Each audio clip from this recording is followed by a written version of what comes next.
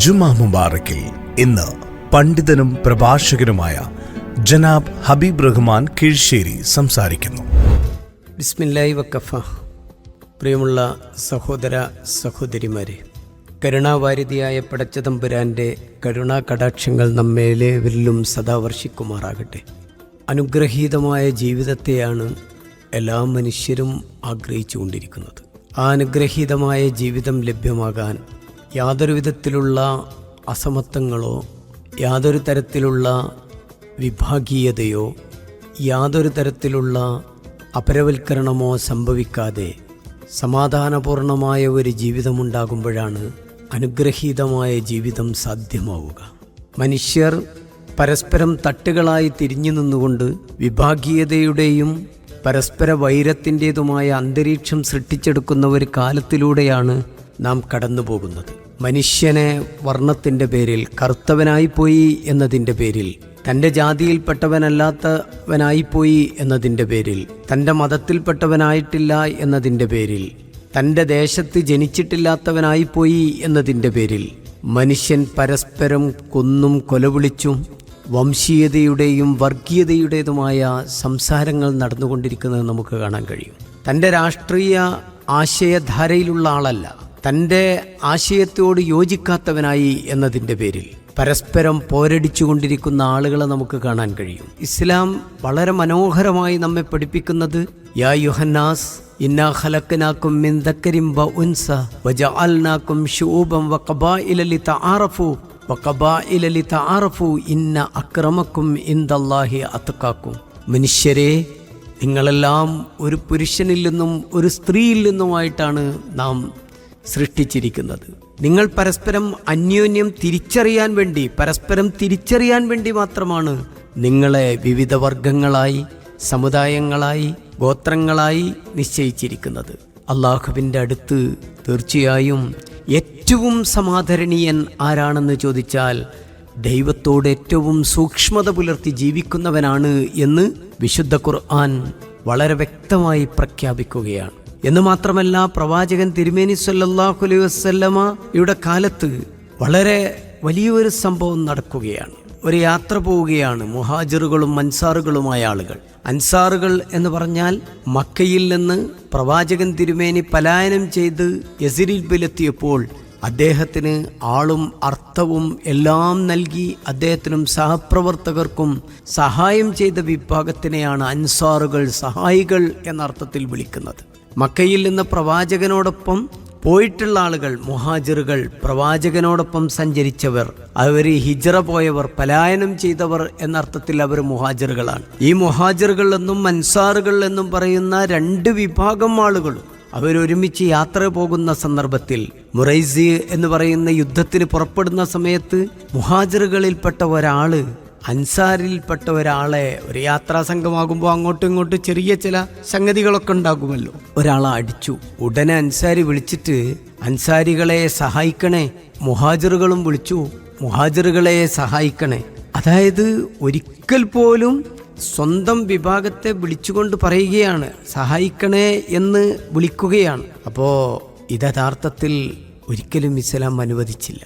മുഹാജിറുകളാണ്, അൻസാറുകളാണ്, വലിയ ആളുകളാണെന്ന് പറഞ്ഞിട്ട് പോലും പ്രവാചകൻ തിരുമേനി സല്ലല്ലാഹു അലൈഹി വസല്ലം അത് അംഗീകരിച്ചില്ല എന്ന് നമുക്ക് മനസ്സിലാക്കാൻ കഴിയും. അതുകൊണ്ടാണ് അസബിയത്ത് എന്ന് പറയുന്ന പക്ഷപാതിത്വപരമായ സമീപനം വംശത്തിൻ്റെ പേരിൽ, വർഗത്തിൻ്റെ പേരിൽ, ജാതിയുടെ പേരിൽ, നിറത്തിൻ്റെ പേരിൽ, ദേശത്തിൻ്റെ പേരിൽ, രാഷ്ട്രീയ പ്രസ്ഥാനങ്ങളുടെ പേരിൽ, പണത്തിൻ്റെ പേരിൽ, മുതലാളി തൊഴിലാളി എന്ന പേരിൽ എല്ലാ തരത്തിലുള്ള വിവേചനങ്ങളെയും ഇസ്ലാം അംഗീകരിച്ചിട്ടില്ല എന്ന് നമുക്ക് കാണാൻ കഴിയും.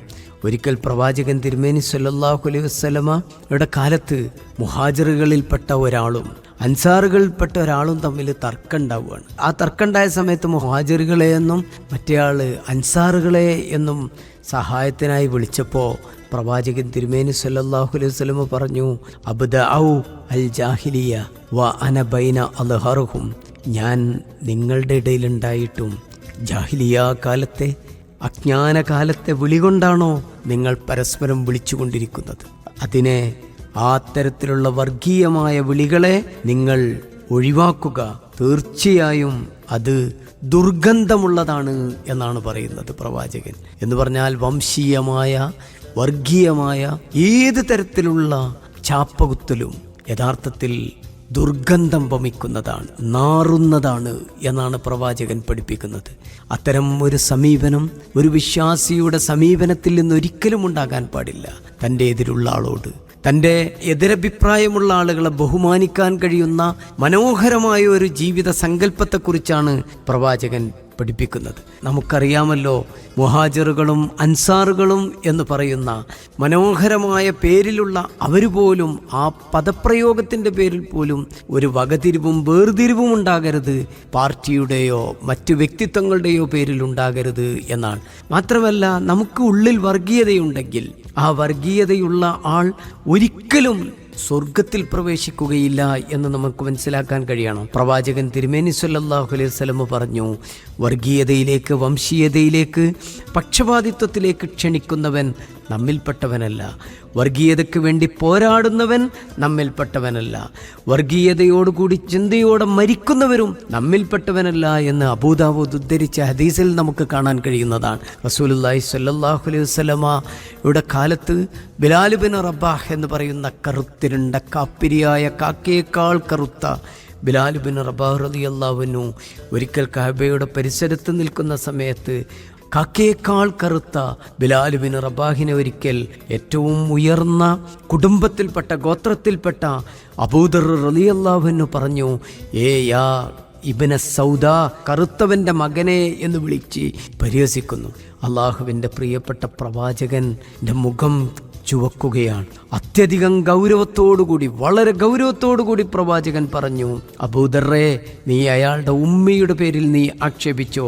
തീർച്ചയായും ഇനിയും നിന്നിൽ ജാഹിലിയത്തിൻ്റെ ബാക്കിയിരിപ്പുകളുണ്ട് എന്ന് റസൂലുള്ളാഹി സ്വല്ലല്ലാഹു അലൈഹി വസല്ലമ പഠിപ്പിക്കുകയാണ്. ഒരാളുടെ നിറത്തിൻ്റെ പേരിൽ, ഒരാളുടെ കുലത്തിൻ്റെ പേരിൽ, ഒരാളുടെ വംശത്തിൻ്റെ പേരിൽ, ഒരാളുടെ തറവാടിത്തത്തിൻ്റെ പേരിൽ, ഒരാളുടെ പാർട്ടിയുടെ പേരിൽ, ഒരാളുടെ വസ്ത്രത്തിൻ്റെ പേരിൽ, ഒരാളുടെ ഭക്ഷണത്തിൻ്റെ പേരിൽ ഏതൊരാളെയും അങ്ങനെ മനുഷ്യനെ വേർതിരിക്കുവാൻ ഇസ്ലാമിൽ അനുവാദമില്ല എന്ന് നാം മനസ്സിലാക്കേണ്ടതുണ്ട്. നമുക്ക് ജീവിതത്തിൽ ഇത്തരത്തിലുള്ള ഒരു സമീപനം സ്വീകരിക്കുന്ന മനുഷ്യർ യഥാർത്ഥത്തിൽ സമൂഹത്തിൽ കുഴപ്പങ്ങൾ ഉണ്ടാക്കാൻ ആഗ്രഹിക്കുന്നവരാണ്. അതുകൊണ്ട് വർഗീയതയുടെ അടയാളങ്ങളില്ലാത്ത ഏറ്റവും മനോഹരമായ ജീവിതം ജീവിക്കുവാൻ, എല്ലാ തരത്തിലുള്ള മനുഷ്യരെയും ഒന്നിച്ചു കാണുവാൻ, ജാതിയുടെയും മതത്തിൻ്റെയും വർഗത്തിൻ്റെയും വർണ്ണത്തിൻ്റെയും അതിർവരമ്പുകൾക്കപ്പുറത്ത് നിന്നുകൊണ്ട് സത്യത്തിൻ്റെയും നീതിയുടെയും മാനദണ്ഡത്തിൽ മാത്രം കാര്യങ്ങളെ കാണുവാൻ നമുക്ക് സാധിക്കണം.